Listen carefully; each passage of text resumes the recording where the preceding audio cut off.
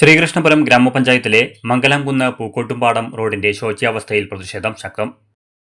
റോഡിൽ വന്നടിയുന്ന മണ്ണും ചെളിയും വെള്ളക്കെട്ടും കാരണം വീടുകളിലേക്കുള്ള ഗതാഗതം പ്രതിസന്ധിയിലാണെന്നും ഉടൻ ശോചനീയാവസ്ഥ പരിഹരിക്കണമെന്നും അല്ലെങ്കിൽ സമരപരിപാടികളുമായി മുന്നോട്ടു പോകുമെന്നും നാട്ടുകാർ മുന്നറിയിപ്പ് നൽകി.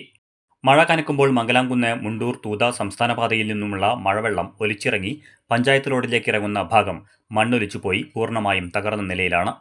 മെയിൻ റോഡിലെ ഡ്രൈനേജ് സൗകര്യം പോലും വഴിപാടിനു ചെയ്ത മട്ടിലാണ്.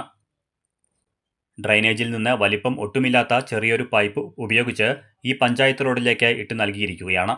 ഈ റോഡിലൂടെയാണ് വെള്ളം പോകുന്നത്. ആ പൈപ്പും മണ്ണ് വന്ന് അടഞ്ഞ സ്ഥിതിയിലാണ്. ഡ്രൈനേജിലും മണ്ണും ചെളിയും നിറഞ്ഞ് അടഞ്ഞു കിടക്കുകയാണ്.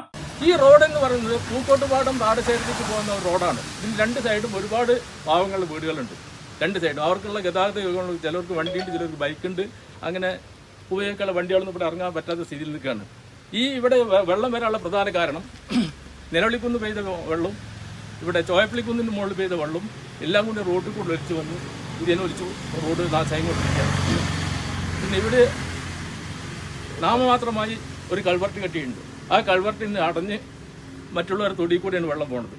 അവർക്കെല്ലാം ഒരു വീടിൻ്റെ ഉള്ളിലേക്ക് അടക്കം വെള്ളം കയറി വളരെ ബുദ്ധിമുട്ടുണ്ടാക്കുന്നുണ്ട്.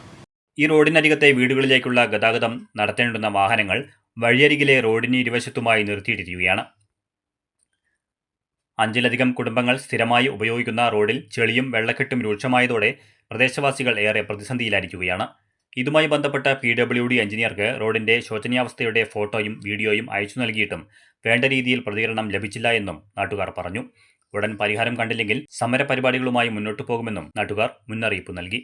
കൽവർട്ട് നിർമ്മിച്ചിട്ടുണ്ട്. ഈ കൽവർട്ടിന്റെ രണ്ട് സൈഡും അടച്ചു. രണ്ട് ഭാഗം റോഡിന്റെ രണ്ട് സൈഡുകളും അടച്ചിട്ട് ഈ കൽവർട്ടിൽ വന്ന് നിൽക്കുന്ന വെള്ളം ഫുള്ള് അവിടെ കെട്ടി നിൽക്കുക. അത് തൊട്ടടുത്തുള്ള തൊടിയിലൂടെ പോയിട്ട് വീണ്ടും ഈ റോഡിലേക്ക് ഇറങ്ങുന്നൊരവസ്ഥ.